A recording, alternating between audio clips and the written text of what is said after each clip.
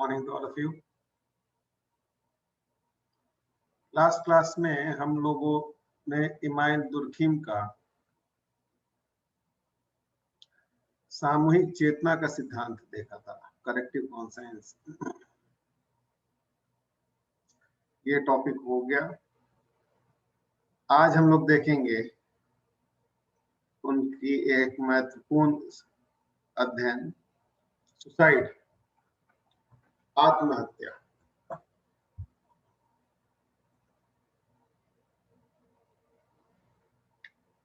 ये अध्ययन पब्लिश हुआ था इनका 1897 में और पहली दफा वैज्ञानिक विधियों के द्वारा एक प्रघटना का अध्ययन किया गया, सामाजिक प्रघटना का, और उसकी समाजशास्त्रीय व्याख्या की गई। For the first time, an attempt was made to study suicide from a sociological perspective, and scientific tools and techniques were employed in this study. क्या था ये अध्ययन? दुर्खीम इसमें इंटरेस्टेड नहीं थे कि लोग आत्महत्या किन कारणों से कर रहे हैं, व्यक्तिगत कारण क्या है, नहीं है, उसमें उनकी रुचि नहीं थी। उनकी रुचि थी आत्महत्या को एक सामाजिक तथ्य के रूप में स्थापित करने की। कहने का आशय ये है कि दुर्खीम यह दर्शाना चाह रहे थे कि आत्महत्या एक सामाजिक प्रघटना है, जो हमारी सोच होती है सामान्य तौर पर कि कोई व्यक्ति परेशान है, निराश है, हताश है, बहुत सारे कारण हो सकते हैं उसके पीछे, और वो व्यक्तिगत कारणों से आत्महत्या कर लेता है। दुर्खीम इससे अलग एक ऐसी व्याख्या प्रस्तुत करते हैं जिसमें वो समाज को दोषी मानते हैं। समाज पर ये अध्ययन उन्होंने, ये जो उनका हाइपोथेसिस था, वो ऐसे ही मनगढ़ंत तौर पर उन्होंने नहीं बना डाला। वो तथ्यों को संग्रहित कर उन्होंने बताया कि अगर एक सोसाइटी में आत्महत्याएं ज्यादा हो रही हैं और दूसरे सोसाइटी में आत्महत्याएं कम हो रही हैं, तो कहीं ना कहीं कारण जो है वो समाज में ही है। हम अगर 4 समाज में, 4 अलग अलग कहिए कि societies, for ease of understanding यहाँ पर हम इसे शहरों का नाम देते थे, ठीक है? रांची, बोकारो, जमशेदपुर, धनबाद, इन 4 जगहों का दुर्खीम ने क्या किया? दुर्खीम ने अध्ययन जो किया था वो तो फ्रांस में किया था। यहाँ आपको समझाने के लिए, फ्रांस के शहरों का नाम लेंगे तो आप अपरिचित होंगे, अपने शहरों के नाम से आप परिचित हैं। रांची, जमशेदपुर, बोकारो, धनबाद, इन 4 जगहों का सपोजिटली उन्होंने आंकड़ा एकत्रित किया कि कितनी आत्महत्याएं हो रही हैं हर साल। और ये 1-2 साल का आंकड़ा नहीं था, ठीक है?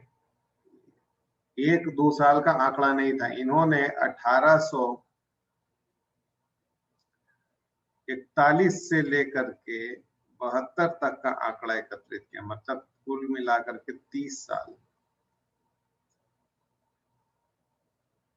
30 साल का इन्होंने आंकड़ा एकत्रित किया। 30 साल में इन्होंने 26,000 केस। तो आप इससे अनुमान लगा सकते हैं कि बैठे बैठे इन्होंने कोई अध्ययन नहीं किया, आंकड़ा एकत्रित किया। हार्वर्ड स्पेंसर ने अपना जो सिद्धांत दिया था वो तो उन्होंने बैठे बैठे दे दिया था, लेकिन दुर्खीम जो है उन्होंने अध्ययन किया था। 30 साल तक इन्होंने आंकड़ा एकत्रित किया, हर जगह का, शहर का, अलग अलग जगहों का अध्ययन किया कि वहां पर कितनी आत्महत्याएं हो रही है, और उसके बाद उन आंकड़ों को एक टैबुलेट किया। टैबुलेट का मतलब है कि सपोजली हम, जैसे आपको कहे कि रांची, बोकारो,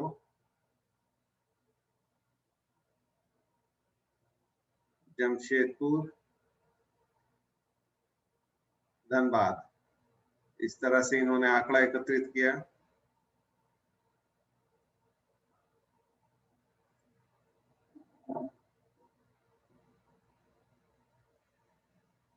हर साल का, ठीक है, 1992, 93, 94, 95, 96, 97, 98, 99, 2000, चलिए इतना ही काम लोग लेके चलते हैं।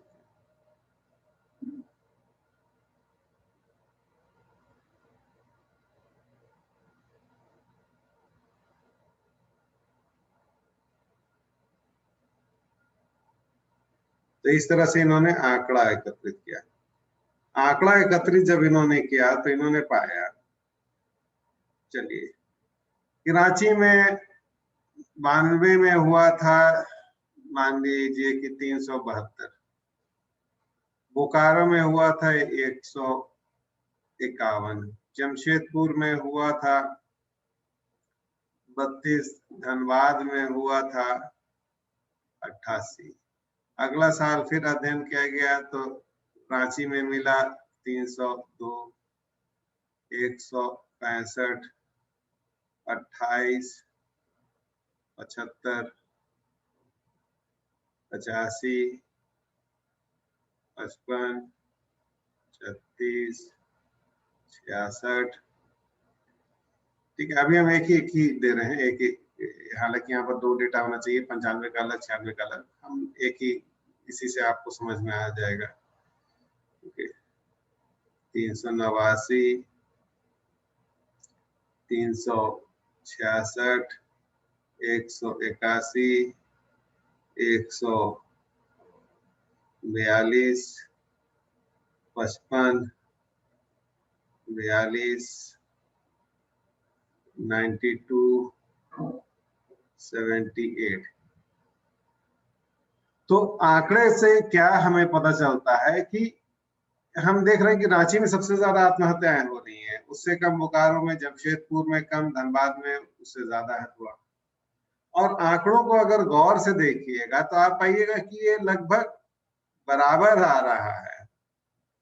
372 है, 302 है, 385, 389, 366, इसका एवरेज निकालिएगा तो तकरीबन आपको आएगा 350। बोकारो का भी अगर आप देखिएगा तो 151, 65, 55, 81, 82, तो ये तकरीबन आएगा 145, 50 के आसपास। जमशेदपुर में हम अगर देखें 32, 28, 36, 55, 42, तो ये आ रहा है तकरीबन 30 के आसपास।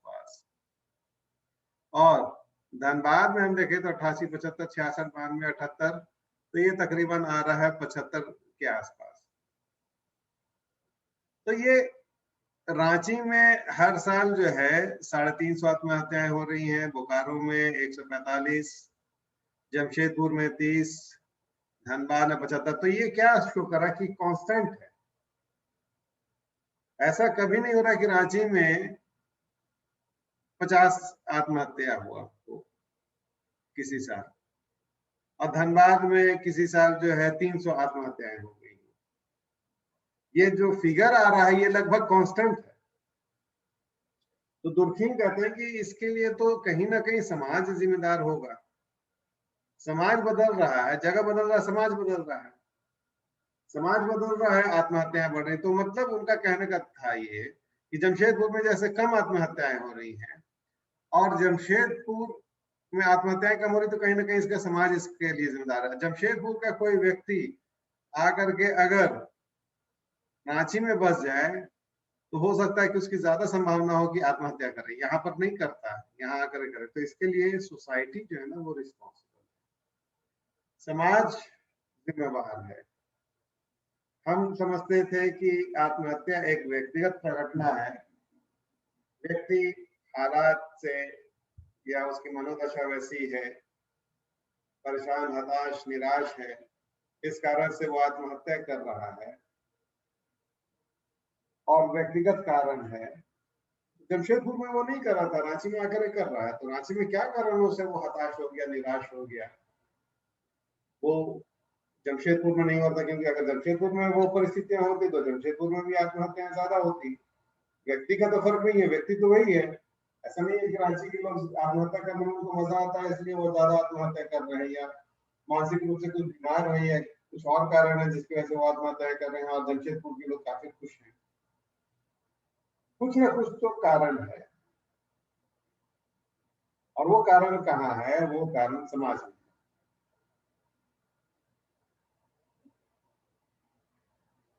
कि जमशेदपुर के लोग अगर उनकी एक तरह की मानसिकता है या एक खुश मिजाज है, तो वो रांची आने के बाद आत्महत्या क्यों कर ले रहे हैं?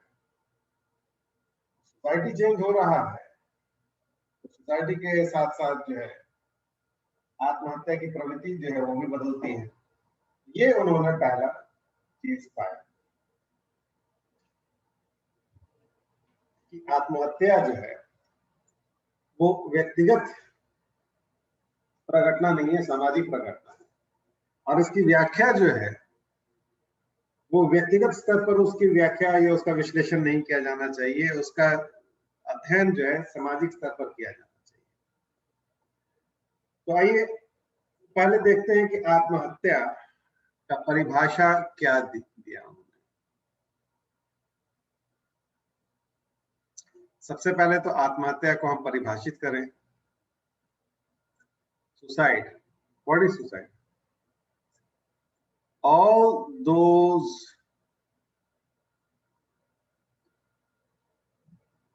cases of death resulting from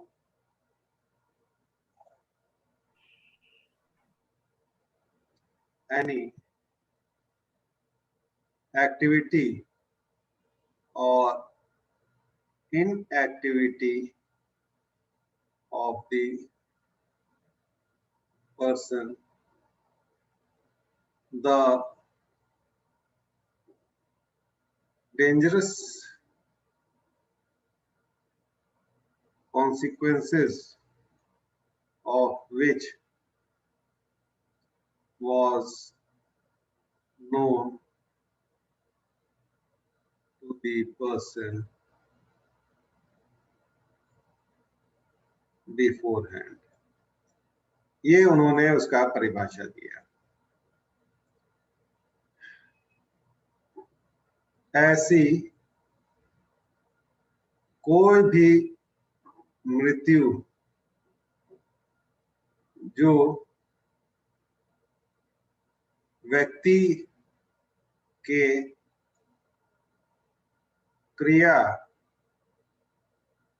अथवा निष्क्रियता का परिणाम हो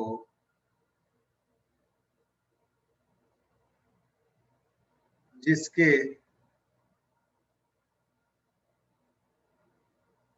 भयंकर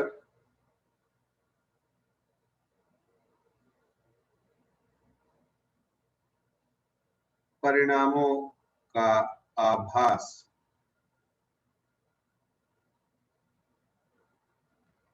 व्यक्ति को पूर्व से ही। ठीक है, तो ऐसी कोई भी मृत्यु जो व्यक्ति के क्रिया अथवा निष्क्रियता का परिणाम है और जिसके भयंकर परिणामों का आभास व्यक्ति को पूर्व से हो। मतलब आप ऐसा कोई भी काम कर रहे हो, क्रिया, जिसके बारे में आपको मालूम है कि इससे मेरी मृत्यु हो सकती है, तो वो आत्महत्या है। आप किसी ऊंचे बिल्डिंग पर जाकर के वहां से कूद रहे हैं, तो आपको ये मालूम है कि नीचे गिर करके आपकी मृत्यु हो जाएगी, तो वो एक आत्महत्या है, क्योंकि आपको मालूम है जानबूझकर ऐसी कोई भी मृत्यु जो व्यक्ति के क्रिया अथवा निष्क्रियता का परिणाम है, जिसके भयंकर परिणामों का आभास व्यक्ति को पूर्व से मालूम है कि इससे मेरी मृत्यु हो सकती है। कोई व्यक्ति जहर खा रहा है, जहर खाना एक क्रिया है, तो उसे मालूम है कि इसको खाने से, इसको पीने से मेरी मृत्यु हो सकती है। वो क्रिया जो कर रहा है उसका भयंकर परिणाम ये होगा कि वो उसकी मृत्यु हो सकती है, तो आत्महत्या है। ऐसी कोई भी मृत्यु जिसके जो इस वजह से हुआ हो, जो ऐसी क्रिया की वजह से हुआ हो, जिसके भयंकर परिणाम जो है व्यक्ति को पूर्व से ही मालूम। क्रिया का तो समझ में आता है, निष्क्रियता, निष्क्रियता मतलब इनएक्टिविटी, मतलब कोई काम नहीं करें और उससे भी मृत्यु हो। तो जैसे कोई व्यक्ति बीमार है और वो दवा नहीं खा रहा है, दवा नहीं खाना एक इनएक्टिविटी है, निष्क्रियता। उसे मालूम है कि उसकी मृत्यु हो सकती है, वो लाइफ सेविंग ड्रग्स है, वो जरूरी है।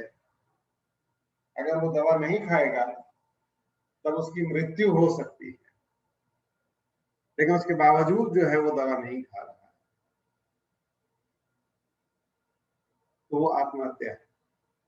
या कोई व्यक्ति भूखा प्यासा है और वो खाना नहीं खा रहा, तो खाना दिया भी जा रहा है लेकिन वो नहीं खा रहा है, उसे मालूम है कि खाना नहीं खाएगा तो ज्यादा दिन तक वो नहीं जीवित रह सकेगा, खाना जरूरी है, लेकिन वो नहीं खा रहा है। कोई अनशन पे बैठा है या उपवास किया हुआ है कि जब तक मेरी ये इच्छा पूरी नहीं होगी तब तक हम अन्न ग्रहण नहीं करेंगे। उसे मालूम है कि अगर वो अन्न ग्रहण नहीं करेगा तो ऐसी परिस्थिति में उसकी मृत्यु हो सकती है, और अगर उसकी मृत्यु हो जाती है तो वह आत्महत्या है।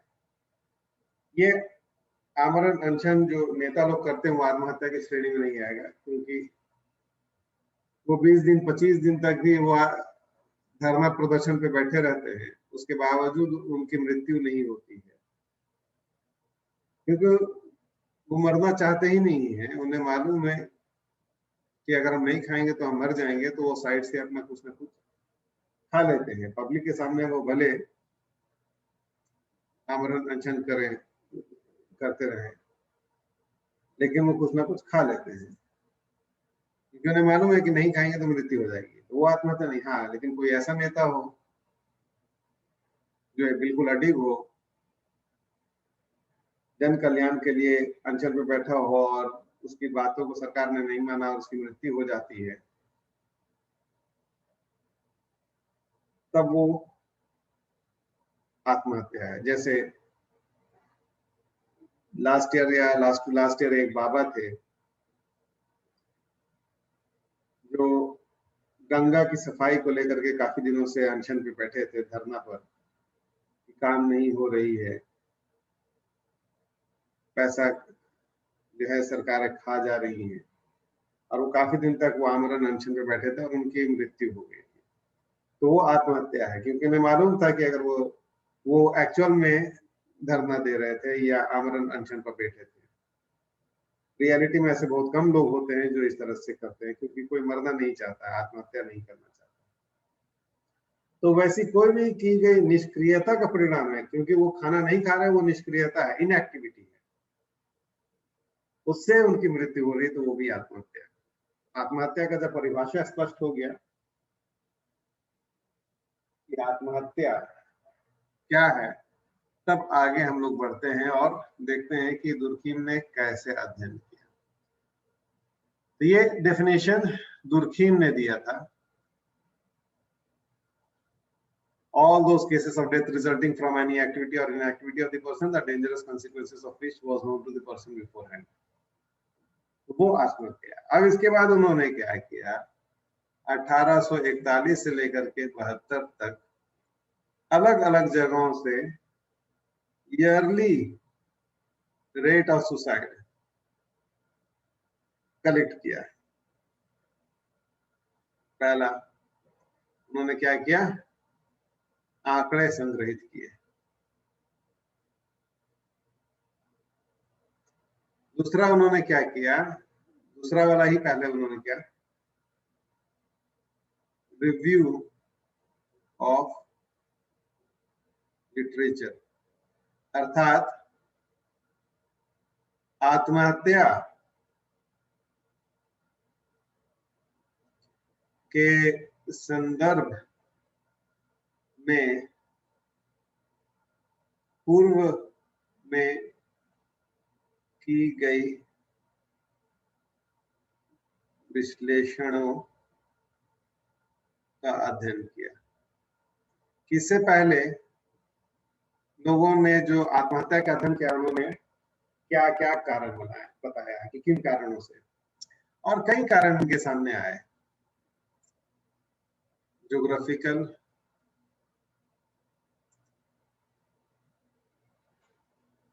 साइकोलॉजिकल,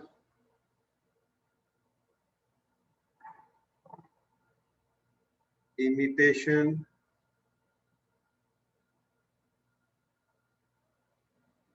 बायोलॉजिकल, ऐसे कई कारणों का उन्होंने अध्ययन किया कि इन इन कारणों से आत्महत्या हो रही है। एक दो कारण का उन्होंने नहीं, बल्कि बहुत सारे कारणों का उन्होंने अध्ययन किया। तो मतलब इसे हम लोग कह सकते हैं कि इन्होंने 4 पार्ट में डिवाइड किया। ये क्या था कि geographical, psychological, imitation and biological, भौगोलिक,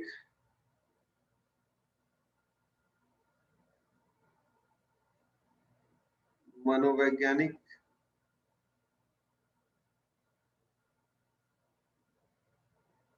अनुकरण और जैविक। तो क्या रीजन था? जैसे भौगोलिक है, तो कुछ विद्वानों का मानना था कि जगह का प्रभाव होता है। कुछ जगह के लोग ज्यादा आत्महत्या करते हैं और कुछ जगह के लोग कम आत्महत्या करते हैं।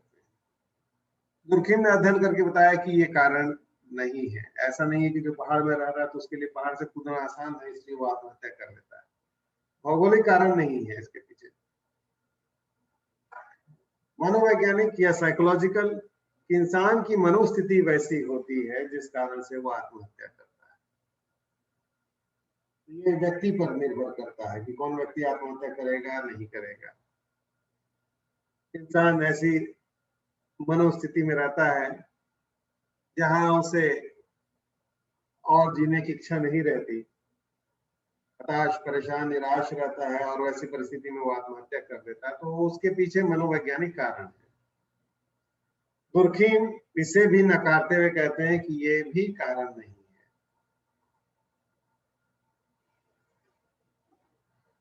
मनोवैज्ञानिक कारण भी नहीं है।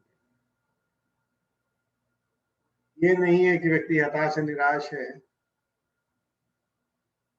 तो वो आत्महत्या कर रहा है। अगर हताश निराश है भी तो उसके लिए वो इस जगह पर धनबाद में था तब वो हताश नहीं था, यहाँ रांची आने के बाद वो क्यों हताश हो गया? समाज उसके लिए जिम्मेदार है, समाज ने उसको वहां पर पहुंचाया है। तीसरा कारण, अनुकरण। ये भी एक थ्योरी है जो यह कहता है कि लोग कॉपी करने में आत्महत्या कर लेते हैं। कई दफा होता है कि कोई महान नेता का अगर मृत्यु हो गई या कलाकार की अगर मृत्यु हो गई तो वैसी परिस्थिति में उसके जो फॉलोअर्स होते हैं वो लोग भी आत्महत्या कर देते हैं। दुर्खिम ने इस पर भी अध्ययन किया और उन्होंने कहा कि ये भी कारण है। आत्महत्या में लोग इमिटेशन या अनुकरण की कोई भूमिका नहीं होती। ऐसा नहीं है कि कोई महान नेता का अगर मृत्यु हो गया हो और उसके कारण से उनके अनुयायी, उनके चाहने वाले बहुत निराश हताश हो गए हों और उन लोगों ने भी आत्महत्या कर लिया हो। जैसे फॉर एग्जाम्पल कोई भी बॉलीवुड का हीरो, मान लीजिए अमिताभ बच्चन। अमिताभ बच्चन के चाहने वाले बहुत लोग हैं,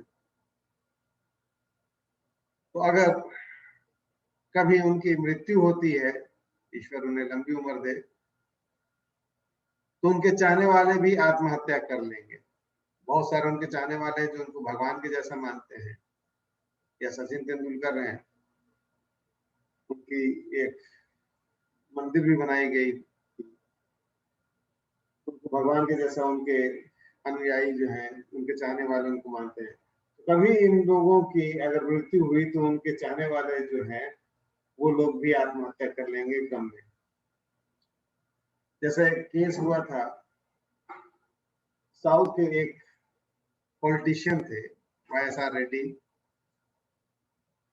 एग्जैक्ट नाम ध्यान नहीं आ रहा, शायद यही थे, खैर नाम बाद में ध्यान आएगा बता देंगे। तो उनकी मृत्यु जब हुई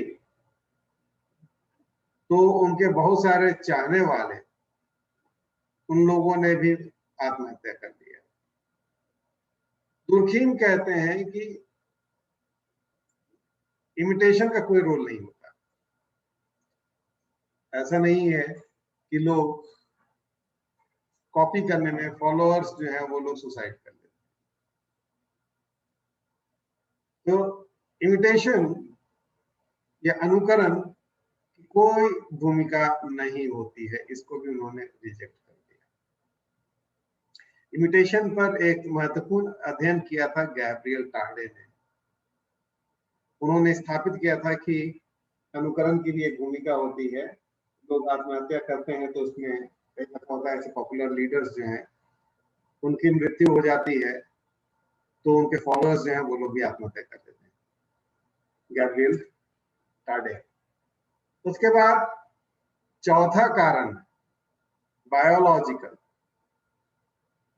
बायोलॉजिकल में यह देखा जाता है कि कई दफा मतलब मनोचिकित्सकों ने या डॉक्टर्स ने भी ये स्थापित किया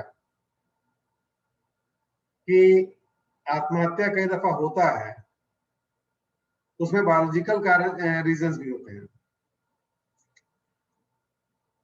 कि व्यक्ति के जीन्स में ही कुछ वैसा होता है जो उसे आत्महत्या करने के लिए प्रेरित करता है। उसके कुछ वैज्ञानिकों ने उसे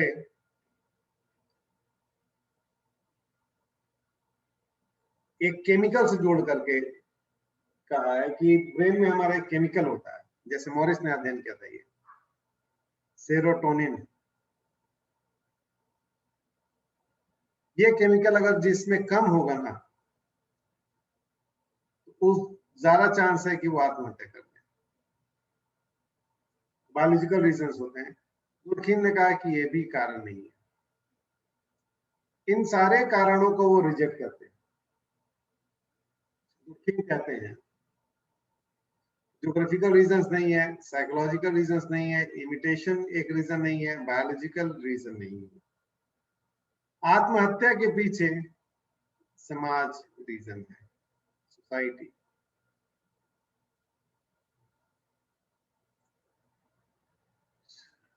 काफी लोग लेट से ज्वाइन करते हैं, आप लोग 15 मिनट बाद अगर ये कीजिएगा तो आई एम सॉरी, वैसी परिस्थिति में हम क्लास में नहीं अलाउ करेंगे। पिंकी, आप लेट आज आई हैं, 15 मिनट्स के बाद आपने ज्वाइन किया था, आज हमने अलाउ कर दिया, लेकिन आगे ध्यान रखिएगा, टाइम से आइए। और भी लोग जो अभी वेटिंग में यहाँ पर वेटिंग रूम में यहाँ शो कर रहा है, अब कोई औचित्य नहीं बनता है कि क्लास खत्म होने जा रहा है और उस समय वो लोग प्रवेश करना चाह रहे हैं कि अब 3 से 5 मिनट में क्लास ओवर हो जाएगा, तो एक औपचारिकता के लिए क्लास करना कोई फायदा नहीं है। इसलिए टाइम से, जिनको क्लास करना है वो टाइम से आ जाइए, टाइम आप लोगों को पहले दिया रहता है, उसी टाइम पे आ जाइए। ओके, सो इन सब के बाद दुर्खिम ने कहा कि व्यक्ति सोसाइटी है, 4 सोसाइटी हमने लिया, ए बी सी डी। इस जगह आत्महत्या ज्यादा हो रहा है, इस जगह कम हो रहा है, इस जगह भी थोड़ा कम है, और इस जगह बीच में है, और हर साल आंकड़ा ऐसे ही रहता है। इसका मतलब है कि ये सोसाइटी में कुछ प्रॉब्लम है जहां पर आत्महत्या ज्यादा हो रहा है। अगर इस जगह का व्यक्ति इस सोसाइटी में आएगा ना, तो ये ज्यादा चांस है कि ये आत्महत्या कर लेगा, और इस सोसाइटी का व्यक्ति अगर यहाँ पर जाएगा तो कम संभावना है कि वो आत्महत्या करेगा, एक सामान्य जीवन व्यतीत कर सकता है। तो society is responsible for suicide. आत्महत्या के लिए समाज उत्तरदायी है, समाज उसको धकेलता आत्महत्या करने के लिए। ठीक है, लास्ट में एक कारण हो सकता है कि मनोवैज्ञानिक कारण रोल प्ले करते हैं कि जब वो पहाड़ पे पहुंच गया कूदने के लिए, तब उस समय मनोवैज्ञानिक कारण जो है एक रोल प्ले कर सकता है। लास्ट में जब वो कूदने जा रहा है तो उस समय कि कूदे कि नहीं कूदे, जान दे कि नहीं दे, तो वहां पर उसकी मनोस्थिति एक रोल प्ले करती है। अगर उसकी मनोस्थिति बहुत ही डाउन है, वो हताश, निराश, परेशान, एकदम थका हुआ है, हारा हुआ फील कर रहा है, तो प्रबल संभावना है कि वो सुसाइड कर लेगा। लेकिन उसको पहाड़ के चोटी तक पहुंचाया कौन, आत्महत्या करने के लिए प्रेरित किसने किया? वो समाज ने किया। दुखी का मानना है सोसाइटी ने उसे प्रेरित किया, सोसाइटी ने उसको वहां तक पहुंचाया। सोसाइटी रिस्पॉन्सिबल है, साइकोलॉजिकल रीजंस नहीं। अब सोसाइटी कैसे वहां तक पहुंचाता है, क्या रीजंस है कि व्यक्ति आत्महत्या के लिए प्रेरित होता है, इसे हम लोग नेक्स्ट क्लास में देखेंगे। आज हम लोग यहीं पर स्टॉप कर रहे हैं। आज की क्लास से आप लोगों का अगर कुछ सवाल है, कुछ क्वेश्चन है, पूछना है, वो आप पूछ लीजिए।